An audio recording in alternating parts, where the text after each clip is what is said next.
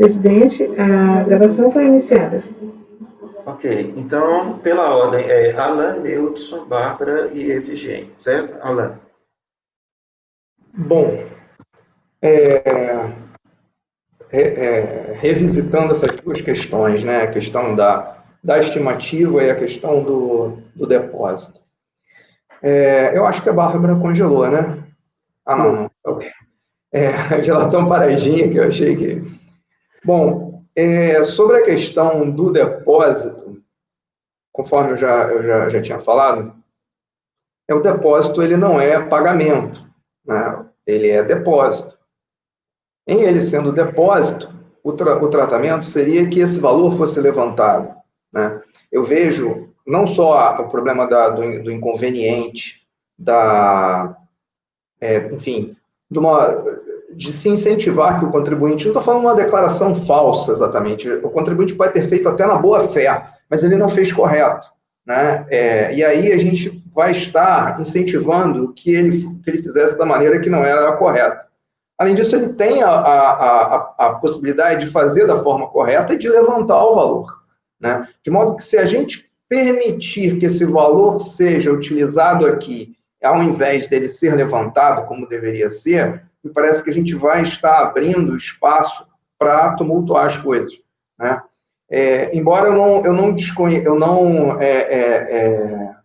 não negue que a intenção seja boa no fundo, né? Mas aí, nesse sentido, eu vejo a decisão como o Efigênio normalmente fala, né? Olha, essa decisão é consequencialista, eu veria mais nessa linha. Em relação à questão da estimativa, né, eu queria reafirmar minha posição, que eu coloquei em outras situações, não pode haver cobrança em duplicidade, né? Ou seja, eu não posso decidir nesse processo, esse é o meu ponto de vista, óbvio que eu sei que eu não sou acompanhado, né, na íntegra, né, mas pelo menos como eu vejo. Eu não posso neste processo de modo a que dele resultasse uma intimação do resultado do julgamento, intimação essa que conteria uma cobrança de um valor que já foi cobrado antes numa outra carta cobrança, certo?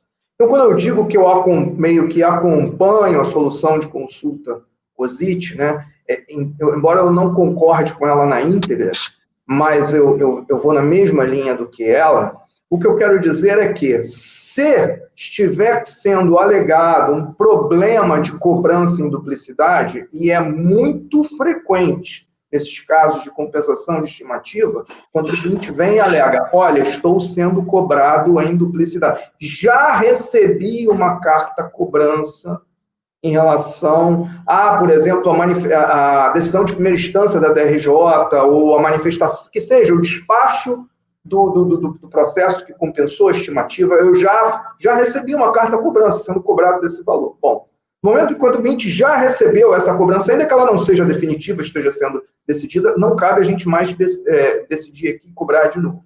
Agora, no momento em que isso não é questão do processo, ou seja, isso não está sendo suscitado, eu também não vejo que a gente necessariamente precisaria reconhecer esse valor, já que, pelo menos neste processo, não está sendo colocado o problema da cobrança em duplicidade.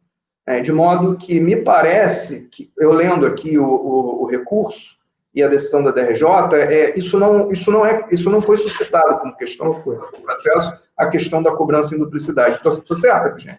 Perfeito. Então, não, eram só essas coisas que eu queria colocar.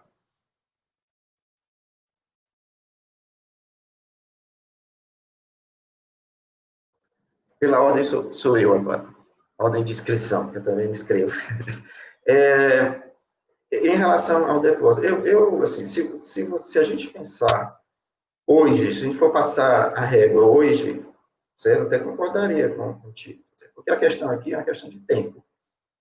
Ele antecipou a limite, o contribuinte antecipou. Ele se beneficiou na época de algo que ainda estava sob juros. Tá?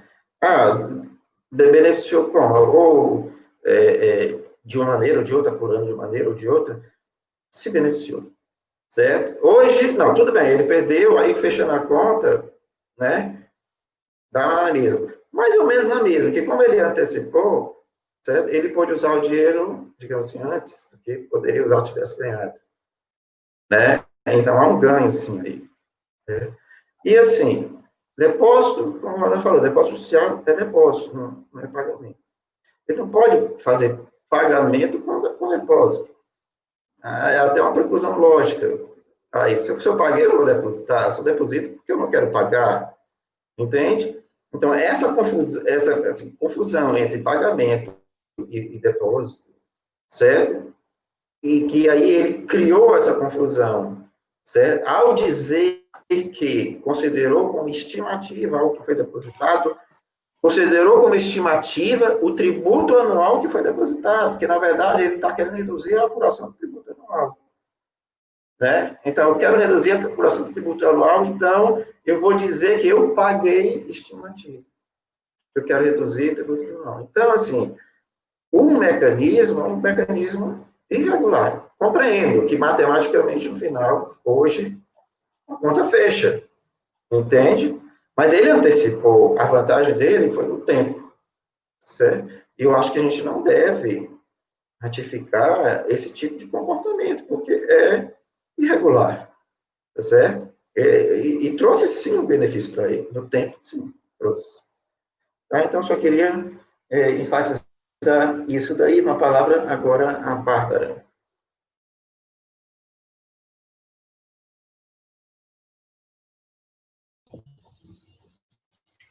Então, gente, eu ainda estou na dúvida na questão fática, porque se for o que o Tozelli colocou, no sentido de que, ó, eu não quero, eu quero deduzir a CSL da base de cálculo do IR. Estou discutindo isso judicialmente. Depositei esse montante. Esse montante de quê? É exatamente do valor da CSL, do IR devido sobre a CSL. Isso foi o depósito. Se a discussão judicial é deduzibilidade da CSL da base de cálculo do IR, o valor depositado é 25% da CSL. Tá? Aí, se ele vem depois e declara ele fala o seguinte: olha, eu fui conservador, não considerei na minha apuração a dedutibilidade da CSL e apurei o valor bruto, vamos colocar, sem considerar a minha discussão. E depois eu faço esse ajuste para considerar o valor líquido. Aí eu acho que a gente teria um outro problema, que seria a dedução de tributo com exigibilidade suspensa, que eu não poderia fazer. Então, o contribuinte não tem razão. Se ele utilizou esse mecanismo de declarar como estimativa para poder aproveitar, deduzir a CSL na base de cálculo do IR, que é o que ele estava discutindo, como ele depositou isso judicialmente, isso não seria dedutível no IR, porque é tributo com exigibilidade suspensa. Tá? Então, aí, se for a questão fática, for essa, aí eu vou afastar por uma outra questão, porque não seria dedutível o tributo com exigibilidade suspensa. Mas eu estou lendo, eu não consegui, eu li o despacho decisório, a DRJ, eu não consegui não entender que seria o seguinte, esses R$2.000 seria parte da estimativa devida que teria relação com a dedutibilidade da CSL da base de cálculo IR. Então, ele apurou a estimativa mensal, provavelmente por meio de balancete, suspensão ou redução. E falou o seguinte, olha, esses R$2.000 aqui seriam o valor de 25% da minha CSL, ou seja, a incidência do IR da base de cálculo da CS. Tá? Aí eu vou fazer o seguinte, em relação a esses R$2.000, eu apurei a minha estimativa de 100 mil. R$2.000 eu vou depositar, que é o que eu estou discutindo judicialmente. 98 eu vou recolher. O que compõe meu saldo negativo no final do ano? O 100 da estimativa declarada, mas com o 2, sabendo que eu depositei judicialmente, ou só o 98? Aí ele incluiu o 100 para compor o saldo negativo no final do ano e utilizou esse 100 para compensar. Eu estou entendendo que a questão fática é essa. Se a questão fática for essa, o fato dele ter declarado 100 de estimativa, recolhido 98 e depositado 2, dá direito a compor 100 no saldo negativo. Inclusive, já vi jurisprudência do próprio CARF nesse sentido. Então, aí eu votaria com o contribuinte. Mas se ele utilizou, se a questão fática for outra, eu estou discutindo a dedutibilidade da CSL da baixa cálculo do IR. Apurei de forma conservadora. Recolhi. E depois quero utilizar os efeitos da decisão judicial para abater o próprio IR, aí vou achar diferente, porque eu tenho um problema de indedutibilidade de tributo com exigibilidade suspensa.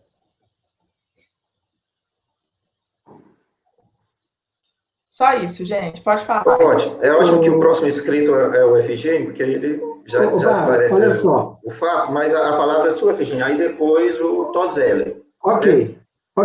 No parágrafo 42 do meu voto, eu reconheço exatamente, olha só, a recorrente impetrou mandado de segurança perante lá na sessão judicial da Paraty para discutir a indedutibilidade da CSL no cálculo da RPJ e efetuou o depósito judicial no valor X em 2002.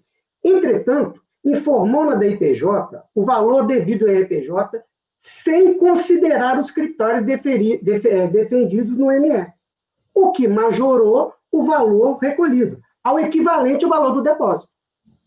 Certo? Para anular o efeito do cálculo a maior e manter o valor subjúdice, adicionou o referido montante ao valor recolhido por estimativa.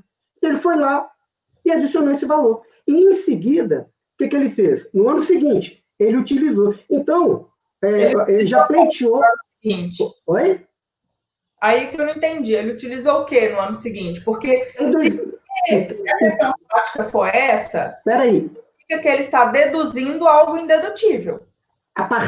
Esse valor desse depósito judicial que ele colocou, que ele utilizou, que ele informou no campo de estimativa, para anular o efeito do valor recolhido maior, de acordo com o mandado de segurança, ele vindicou esse crédito desse depósito judicial onde? Nessa PER de conta, que era um PER.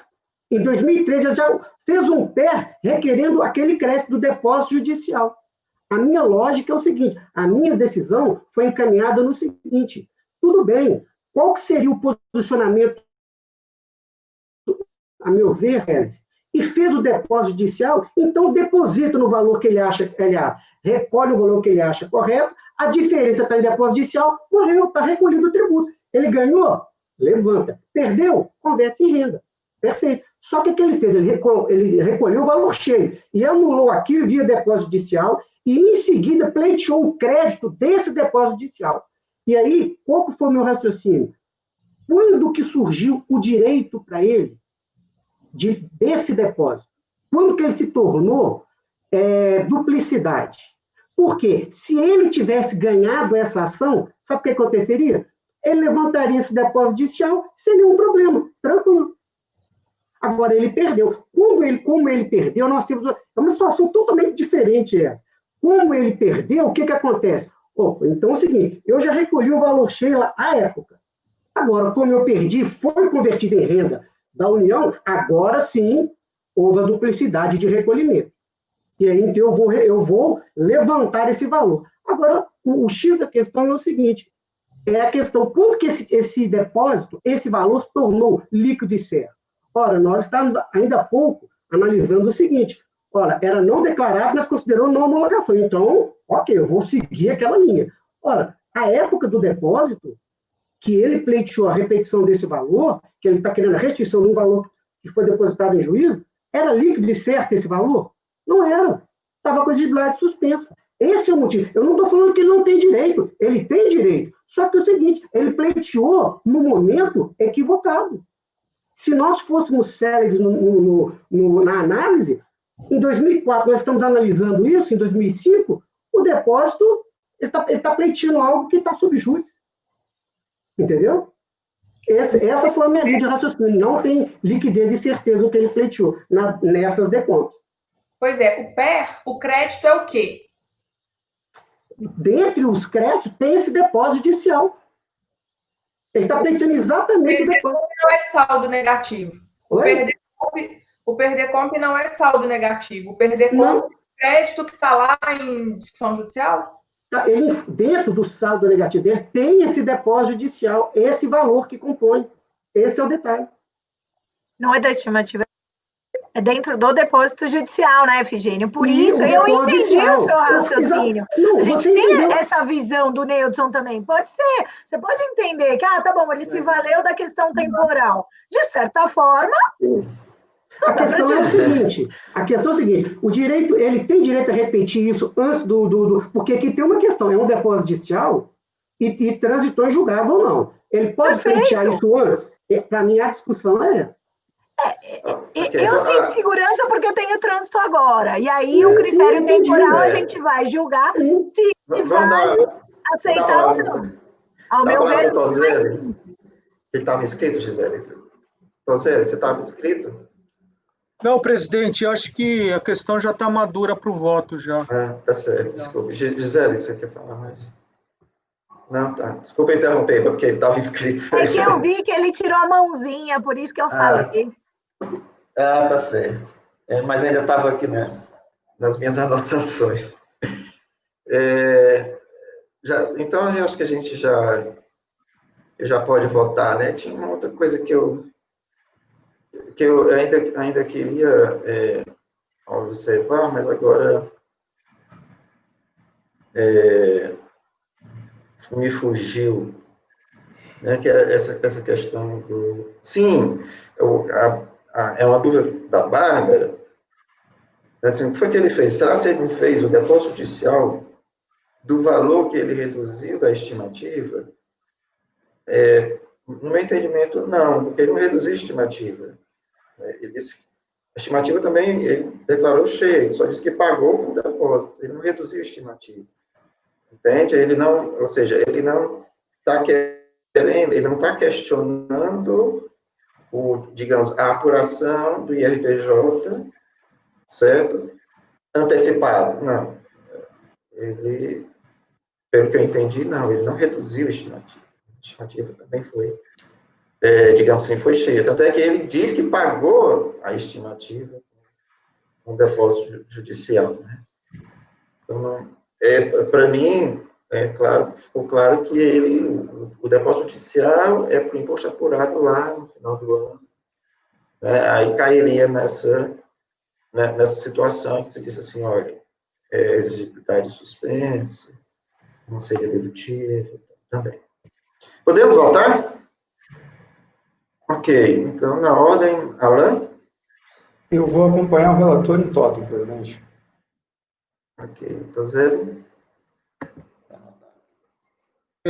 Presidente, eu vou abrir divergência, que eu acho que essa questão de computar a estimativa liquidada por compensação, com a devida vênia, eu acho que é exclusivamente matéria de direito. Porque o contribuinte, quando ele alega isso, ele fala, olha, tem que computar porque eu compensei. Então, não é pelo fato dele ter que alegar que é duplicidade ou não, isso aí, para mim, não implica preclusão, que é matéria de direito. Ou seja, pode ou não pode computar no saldo negativo do ano débito que foi compensado. Se o fisco executou, se o fisco cobrou, são questões fáticas, a questão aqui é teórica. O fisco tem um rito próprio para cobrar. Se ele demora, se ele não faz, isso não impede o direito do contribuinte quanto ao ponto. Então, nesse ponto aqui, eu vou abrir divergência.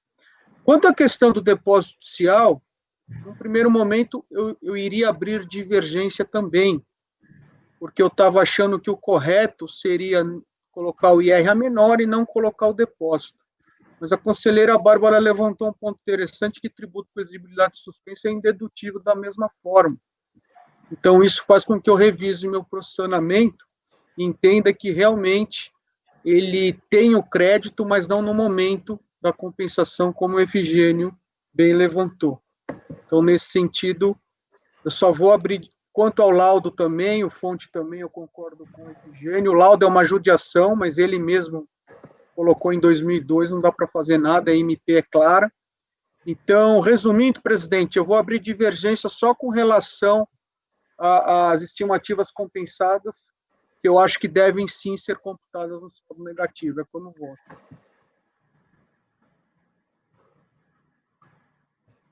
Desculpa, eu acompanho o relator em pauta.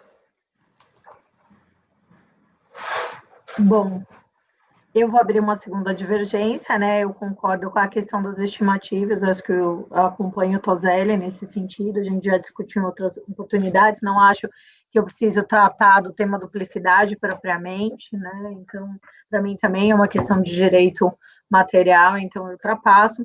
Com relação ao depósito, eu acabei levantando essa discussão, eu entendo que sim, a gente tem uma questão de aspecto temporal, entendo também que possa ser invocada a questão de suspensão da exigibilidade, ao mesmo tempo, fica muito claro para mim, e aí talvez nas palavras do Nilson, embora a divergência seja a favor do contribuinte, o que houve em termos práticos foi uma questão temporal, essa é a grande verdade, né? Então, o contribuinte, de certa forma, ele fez uma reapuração, ele alocou valores cheios, ele foi lá, fez o depósito judicial, perdeu a ação, esse valor foi convertido, então a gente não está falando de uma ausência de direito do contribuinte, e o que me sensibilizou nesse caso, Efigênia, eu concordo com você, é que na maioria dos casos de decomp, a decomp vai muito mais rápido que a decisão judicial.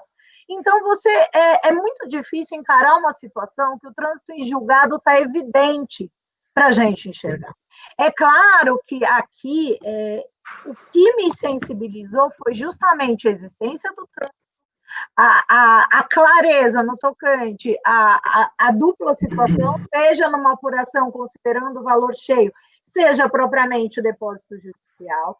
Eu entendo que aqui seja bem controvertido, mas ainda que esteja respaldado por causa suspensiva da exigibilidade, ela já acabou. A gente, no dia de hoje, tem um trânsito em julgado e a gente vai estar empurrando a um novo procedimento, mesmo olhando o trânsito em julgado agora, no hoje, ao contribuinte pleitear um novo pedido de compensação com relação a esses valores. Ele não vai levantar esse depósito já foi convertido, tá, Alan? Só colocando um pouquinho, né, que você falou, ele pode levantar, tá, se ele fosse vencedor, ele poderia, como esse valor já foi convertido, a gente tem uma duplicidade sim, um trânsito claro, então, assim, eu ultrapassaria nessa medida e abriria a divergência, sim, para reconhecer esses valores também no cômputo aí da estimativa, para fins de reconhecer essa parcela, tá? Então, é como voto.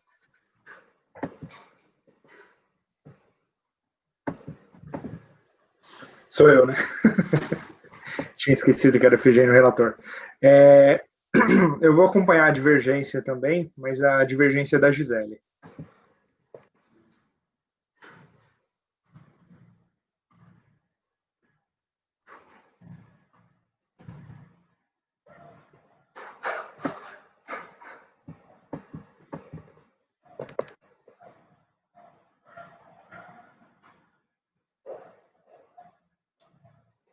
Pode votar, Bárbara. Gelou. Tá na dúvida. Eu achei que você... na verdade, em razão desse esclarecimento do relator, eu estava com essa dúvida de uma questão prática para mim.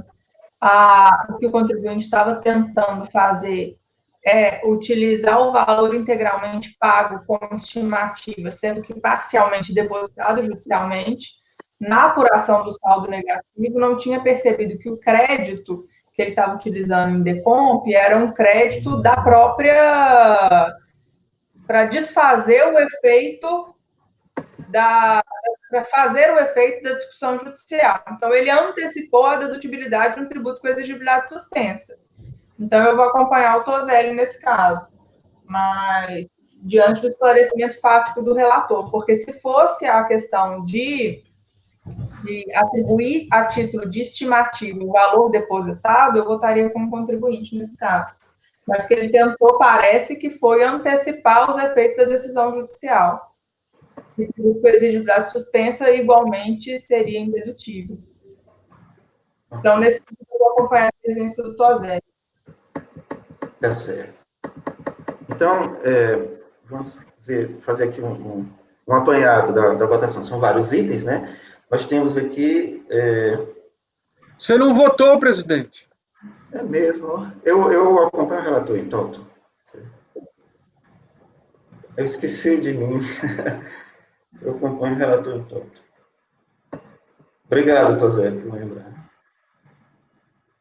Então, assim, nós temos 4 itens em discussão, que é o saldo negativo de 2.000, que é aquele composto pelas decomps, né? O aproveitamento de retenções na fonte. Sim, o saldo negativo, o relator usou. O fonte, o relator deu provimento, aproveitou. Depósito judicial, o relator glosou, e o incentivo fiscal, o relator glosou. Então, são 4 itens, o que eu estou chamando de saldo negativo de 2.000, imposto retido na fonte, depósito judicial e incentivo fiscal. Em relação ao saldo negativo de 2.000, nós temos um empate, tá certo? Nós temos o relator glosou, foi acompanhado pelo Alain, pelo Lisandro e pelo Neudson. Então, aqui nós temos e foi aberta divergência, né, pelo Toselli, pela Gisele, pelo Alexandre Abarca. Em relação ao fonte, certo, foi dado provimento por unanimidade. Em relação ao depósito judicial, foi negado o provimento, ou seja, foi efetivada a glosa por maioria, vencidos Gisele e Alexandre. Em relação ao incentivo fiscal, foi negado o provimento por unanimidade, tá certo? Então, esse é o resultado da votação. Em resumo, foi dado provimento parcial, certo? E aí eu tenho que detalhar cada item desse daí na declaração, ou na ata, certo? Vamos ver como é que a gente vai colocar isso daí.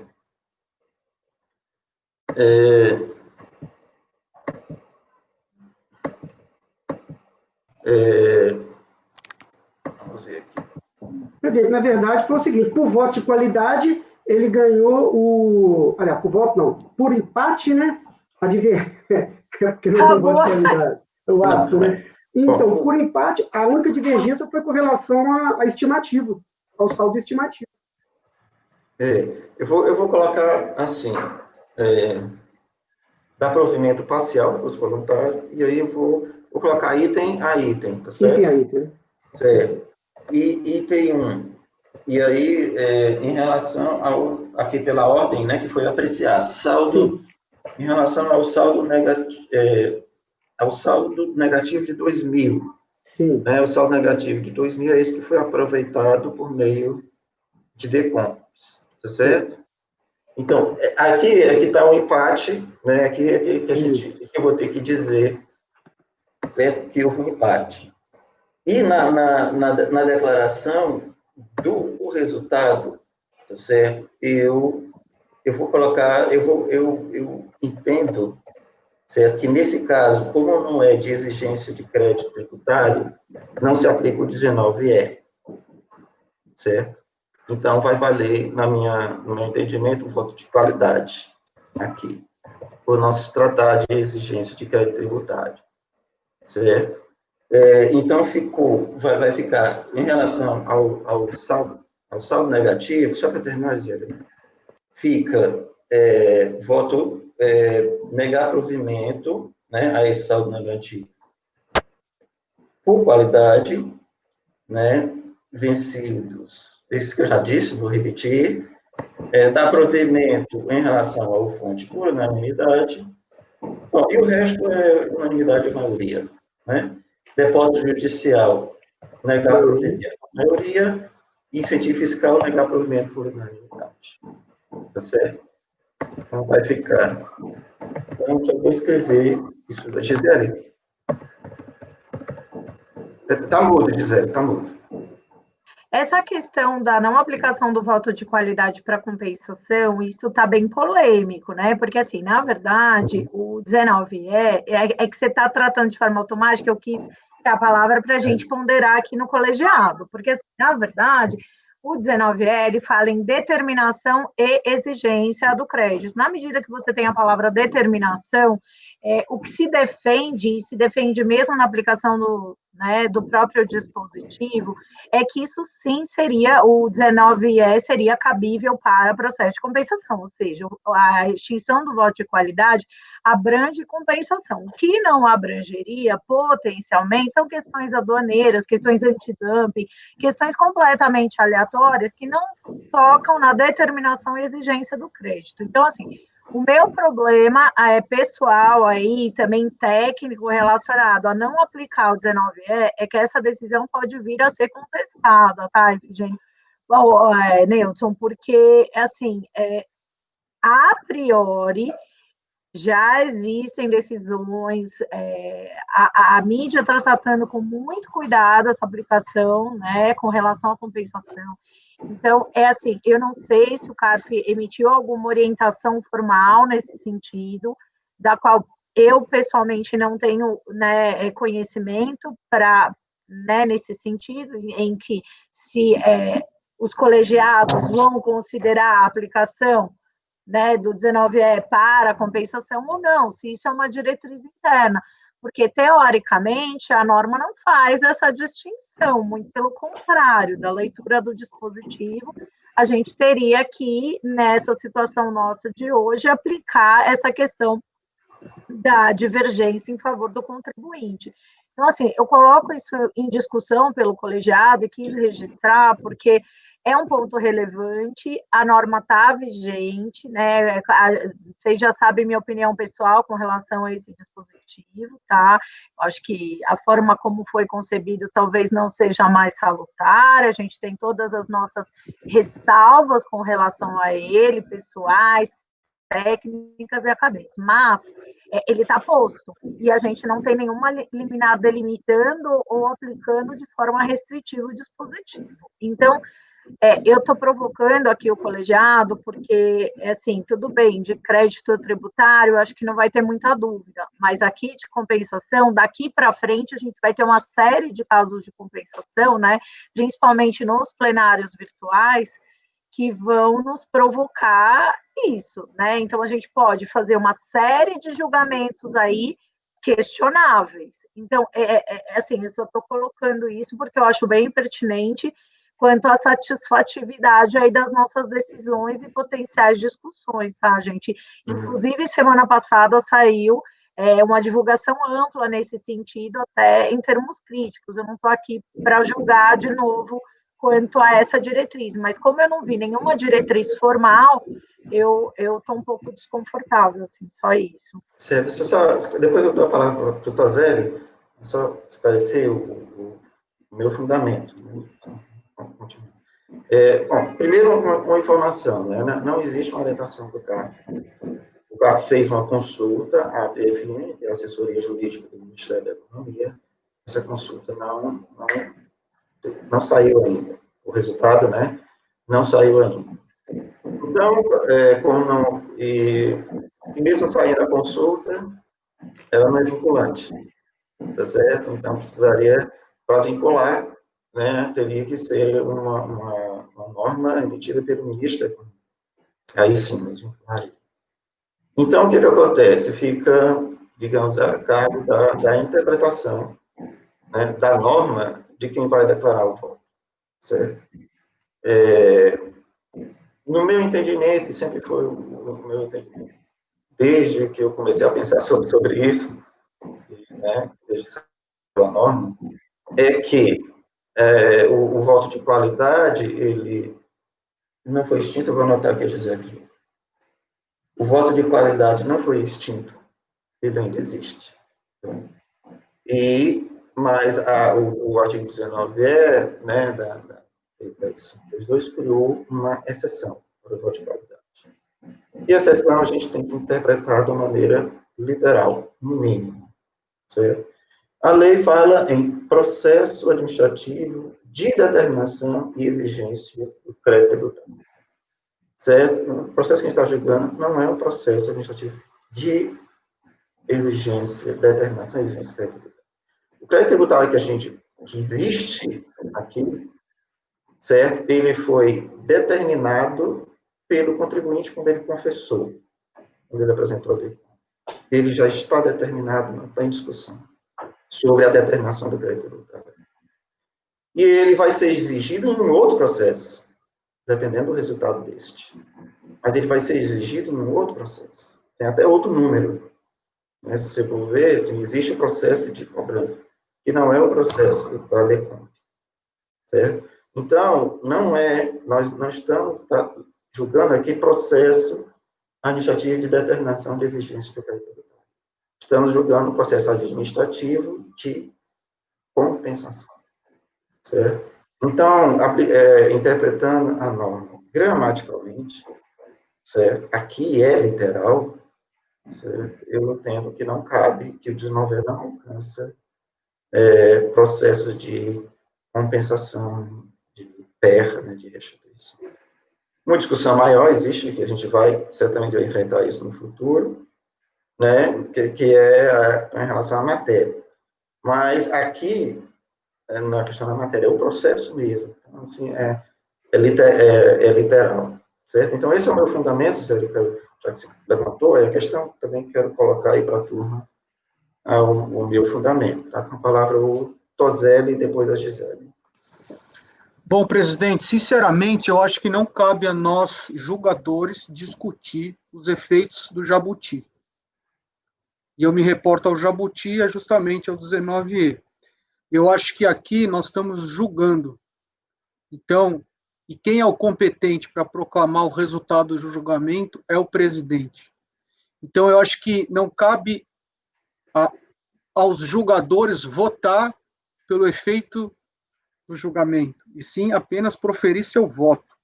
A minha opinião, me alinho à posição da conselheira Gisele. Eu acho que o jabuti tem uma imprecisão terminológica tremenda, tanto é porque foi um jabuti, então interpretar jabuti já é mais complicado.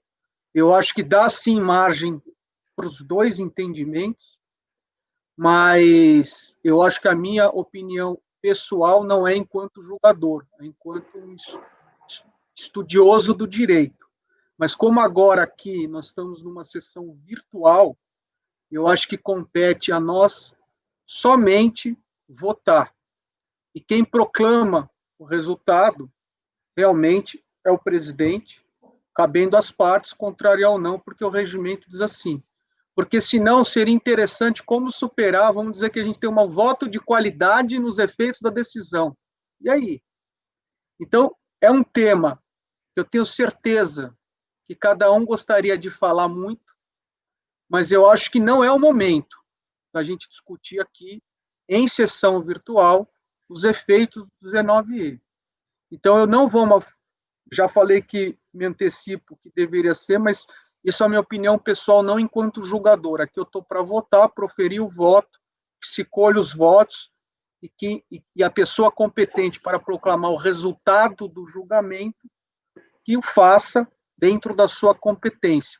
Porque, senão, o meu medo é a gente usar o nosso pouco tempo de sessão virtual por um tema do momento, por pessoas que adoram falar, por pessoas que vão ter tratado aqui para falar para os dois lados, isso não vai ter nenhum fim. Então, a minha proposta aqui é para a gente não discutir o mérito disso, né? Aqui não é o momento. Cada um aqui, eu acho que tem que votar. E quem proclama o resultado é o presidente, cabendo às partes questionar ou não a interpretação da lei, que isso vai acontecer, a gente sabe. A lei não está clara, e isso vai ser uma novela para os próximos capítulos. Então, eu acho que pelo tempo, a gente tem que otimizar. Já estamos quase 1 hora e essa discussão provavelmente duraria uma tarde inteira, para não dizer os 3 dias de sessão virtual. Então, eu prometo que eu não vou mais tocar nesse assunto durante a sessão virtual, porque o meu posicionamento aqui, enquanto julgador, é votar, cabendo ao presidente proclamar o resultado nos termos do regimento. Gisele? Bom, eu acho que perguntar não ofende, né? Primeiro, para a gente entender a dinâmica disso que foi colocado. E eu quis submeter ao colegiado, porque é a primeira vez que acontece, eu acho que vale a pena o Neudson colocar as razões das quais, né, ele entendeu dessa forma, não tenho dúvida nenhuma que cabe ao presidente proclamar o voto, e zero problema com relação a isso. Mas eu acho importante registrar, né, o fato, porque de certa forma, a gente está em sessão virtual e essa sessão deve registrar que houve esse questionamento, até porque é um questionamento legítimo, na medida que nós temos, como julgadores, que saber as diretrizes do órgão. Se não há uma diretriz, o Neudson nos contou essa questão formal, que foi colocada já essa questão, e eu acho isso importante, é importante a participação do órgão nesse sentido, tanto quanto da Procuradoria se manifestar, a gente esperar os próximos passos. Então, na verdade, o meu ponto não é para gerar polêmica, mas para a gente registrar que realmente gera um desconforto nesse sentido. Nós não sabemos a exata extensão, e o que está sendo determinado é a partir da proclamação do voto pelo presidente, o que não nos coloca, né, numa posição delicada e institucionalmente também, à medida que, potencialmente, essas decisões podem vir, assim, ser questionadas. Então, isso eu acho que tem que ficar claro, e claramente o presidente é soberano. Mas, como julgadores, nós temos que estar preocupados com a satisfatividade das nossas decisões e mesmo com a permanência delas no mundo, né? Então, é por isso que eu quis trazer esse ponto, mas Neudson ficou muito claro, né? As suas colocações, eu acho super válido, e até para a gente ter tudo isso registrado de uma forma clara no tocante às posições e como vamos conduzir daqui para diante. Então, concordo com o Tozelli, do presidente, vamos acatar, tá? Neudson, obviamente, eu não vou criar voto de qualidade nesse sentido, e nem é essa a intenção, mas nós debatermos publicamente aquilo que está sendo posto para a sociedade, né? Porque eu acho que é importante, eu acho que esse momento... Eu agradeço, Zé. Até usando uma palavra que você gosta muito de usar, é importante esse disclosure, né? Deixar as coisas claras, né? Deixar as coisas, é importante. Exatamente. Efigênio, depois o Alexandre. Oh, desculpe, Alexandre e depois Efigênio. O Efigênio estava primeiro, que ele abaixou a mão. Pode falar, Efigênio. Eu vou ser, opa, deixa eu que vi. Eu vou ser rápido, e é exatamente compreendo o posicionamento da Gisele, o do Tozelli, e isso é uma matéria, só queria deixar isso claro, é uma matéria que a gente sabe que o próprio voto de qualidade em si é um motivo de debate, e nós não sabemos quanto que isso vai terminar ainda. Agora, acho até interessante esse assunto ter vindo agora, porque a gente liquida esse assunto, e é aquilo que o Tozelli colocou. Então, cada um colocou a sua opinião, e pronto. Nas próximas sessões, olha, o nosso colegiado já decidiu dessa forma, e pronto. Entendeu? Porque, queramos ou não, é uma decisão que sabe, não vai competir a gente definir esse ponto específico. Né? Então, era só esse disclosure. Alexandre, deixa eu só dar a palavra para o apoio, tá certo? Aí depois eu vou. Doutor Neudson, a rede está oscilando muito aqui. Então, não sei se o senhor vai proclamar o voto agora ou prefere dar um intervalo. Não, só mais um minutinho que é a palavra do Alexandre, aí a gente encerra, tá certo? Ok, então. Pronto, Alexandre. Perfeito, meus comentários são bem breves. Em primeiro lugar, eu parabenizo a Gisele por ter trazido essa questão, acho que é importante, por mais que não seja a nossa competência discutir o alcance, mas é aquele aviso, então acho que foi bem relevante a Gisele ter trazido esse ponto. Concordo também com que tanto que o Neudson colocou, quanto o Tozelli e o Efigênio, não é nossa competência. Aí meu único ponto é será que diante desse cenário que deve acontecer também com as outras turmas da primeira sessão, vai ter alguma decisão?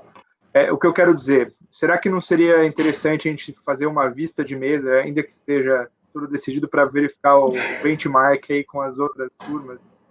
Ou não sei, é só uma coisa que passou pela minha cabeça aqui. Ou com a própria Adriana, ou com o André, não sei quem que seria a pessoa adequada. Eu acho que, não, como o Toselli falou, não é um momento, sabe, Alexandre? Pode fazer isso na próxima reunião, né? Ou se tiver algum documento até o final dessa reunião, amanhã ou depois. Né? Mas eu acho que não é o caso da gente parar, né? E vamos ver se tem alguma coisa. Eu acho que... Perfeito. Vamos tocar o barco aí. E como o Toselli falou, eu reconheço que, né, que é polêmico, né? Não tem como ser diferente, como o Toselli falou, a norma é que traz isso, né, essa realidade. Mas eu tenho que tomar uma posição. E a posição que eu posso tomar é aquela da minha convicção, que é essa, né? Claro que eu vou ter que arcar com as consequências disso, se for o caso, né? Gente, vamos dar um intervalo para o almoço, né? Vou pedir aí para o apoio, encerrar a gravação, e a gente retorna às 2, pode ser? Já proclamou o resultado, né? Tá ok, né? Eu já tinha programado o resultado. Ok. Até às 2, então. Que horas são aí no seu relógio, Neuton? Aqui no computador são